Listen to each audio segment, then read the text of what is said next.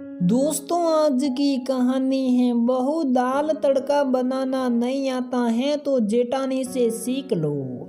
दोस्तों, कहानी शुरू करने से पहले अगर आपने हमारे चैनल को सब्सक्राइब नहीं किया है तो सब्सक्राइब कर लीजिए ताकि आपके पास पहुंचे हर नया वीडियो। आखिरकार सुदेशना जी को अपने छोटे बेटे के लिए बहू मिल ही गई। सुना है इस बार काफी सर्वगुण संपूर्ण बहुरिया पाई है सुदेशना जी ने। शायद इसे ही कहते हैं दोनों हाथों में घी के लड्डू।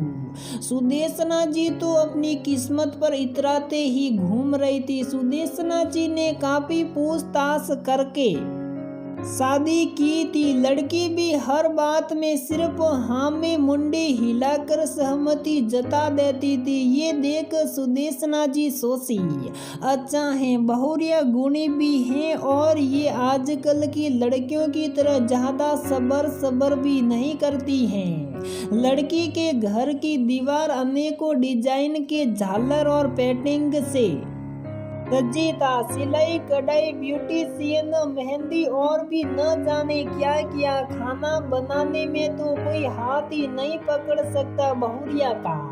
शादी की डेट भी पक्की हो गई। शादी में आए रिश्तेदारों को सुदेशना जी बढ़ चढ़कर बहू की खूबियां गिना रही थी।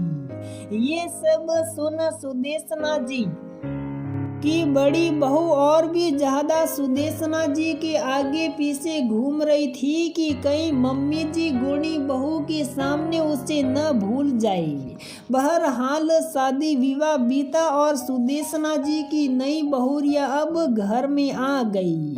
हर रिश्तेदार बहू के गुण को अपने अपने हिसाब से जांच परख रहे थे। कोई हाथों में मेहंदी रसवा कर तो कोई अपनी बहू और फेशियल करवा कर। अब नई बहुरिया खाना तो इतनी जल्दी बनाती नहीं, सो यही सब कामों से उसके गुणों को रिश्तेदार परख रहे थे। धीरे धीरे सारे रिश्तेदार चले गए। बड़ी बहू के भी बच्चों की छुट्टी थी, सो वो ये सुदेशना जी की अनुमति लेकर मायके प्रस्थान कर गई। घर में अब रह गई नई बहुरिया और सुदेशना जी।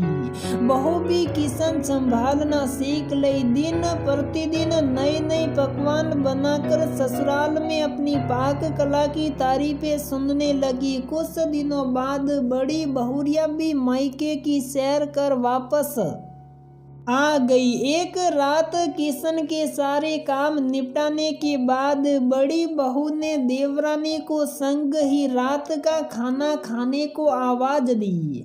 अरे जीजी, बेलन और चौकी तो धो लेने दीजिए, मुझे ऐसे रखना अच्छा नहीं लगता। मैं जब से किशन संभाली हूँ हर चीज साफ करके ही रखती हूँ। मम्मी जी भी बोलती हैं। देवरानी जी की बातों को सुनकर बड़ी बहू रोली का सारा जोश ही ठंडा पड़ गया। वो कहाँ आई थी कि चलो साथ में बैठ के कुछ गपशप करेंगे और रात का खाना भी खा लेंगे, पर ये तो उल्टा उसे ही उपदेश देने लगी। मैं भी धो ही देती हूँ, मम्मी जी ने तो बताया ही होगा। नहीं जीजी, मैं तो देखती थी अक्सर आप काम करके ऐसे ही रख देती थी। बात भी सही थी। रोली बहू कभी कभी काम की अधिकता की वजह से इन सब बातों पर ध्यान नहीं देती, पर देवरानी के इस तरह बोलने से वो थोड़ा झेप गई और चुपचाप कमरे में आकर अपना खाना खाने लगी। थोड़ी देर में देवरानी भी सारे काम निपटा कर खाना खाने लगी। जीजी, आपने सब्जी चटक नहीं बनाई। कल पापा जी को मेरे हाथ की सब्जी काफी पसंद आई। आप लग रहा है मसाले ढंग से नहीं भुनी है, थोड़ा भी सब्जी में स्वाद नहीं है। देवरानी संध्या की इस बात को सुनकर रॉली का मूड बिल्कुल खराब हो चुका था। कहाँ वो सोची थी कि देवरानी के आने से उसे काम में मदद मिलेगी और अच्छी कंपनी भी, पर वो तो रॉली के हर कामों में ऐसे ही टीका टिप्पणी करती जा रही थी और हर कामों में उसकी गलतियां गिनाते जा रही थी। ऐसा लग रहा था कि देवरानी के रूप में सास की आत्मा प्रवेश कर गई हो। अब 2 दिन पहले ही संध्या बहू ने दाल तड़का बनाया, पर कुछ गड़बड़ हो गई थी। रॉली ने भी उस दिन कोई हेल्प नहीं की थी। जब पापा जी ने बोला कि ये किसने बनाया है, तो माँ जी बता दी कि संध्या बहू ने। पापा जी संध्या को बुलाकर बोले, जो चीज तुम्हें न आती हो रॉली से सीख लो। पर संध्या एकदम से गुस्से में थी। ये देख रॉली सोच ही थी कि आज ये मेरी कोई गलती कैसे निकालेगी, क्योंकि ये तो उसने ही बनाया था। पर संध्या पापा जी के रूम से आते ही बोली, जीजी आपने गैस देख कर नहीं बंद किया, न देखो तड़का ज्यादा गला नहीं। रॉली बहू फिर अपना सा मुंह लेकर रह गई, क्योंकि बात भी सच्ची थी। संध्या के कहने पर उसने गैस ऑफ कर दी थी, बिना देखे कि दाल पक गई है या नहीं। रॉली बहू की चुप्पी से छोटी बहू संध्या की हिम्मत बढ़ गई। सुदेशना जी भी ये सब चीजें काफी नोटिस कर रही थी, पर दोनों बहुओं के बीच में क्या बोलती। छोटी बहू गुणी थी ही, तो आसपास के लोग उसे अक्सर कुछ सीखने और मेकअप करवाने के बहाने आते रहते थे।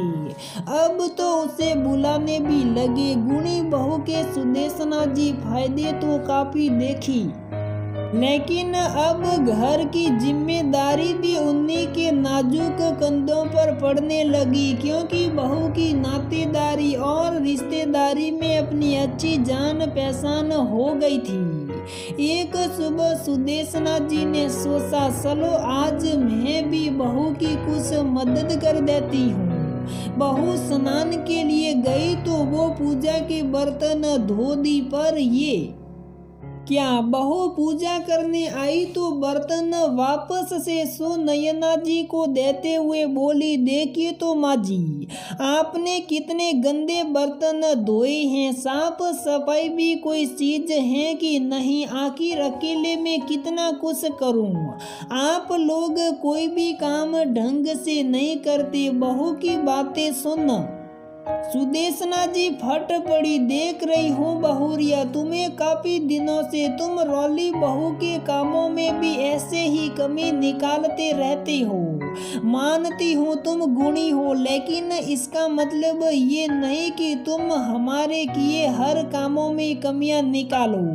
घर में पहले भी हर काम होता था। हम तुम्हारी वयस्कताओं को देखते हुए तुम्हारी मदद करना चाह रहे हैं और तुम्हारा बचपना समझकर छोटी छोटी बातों को नजरअंदाज कर रहे हैं।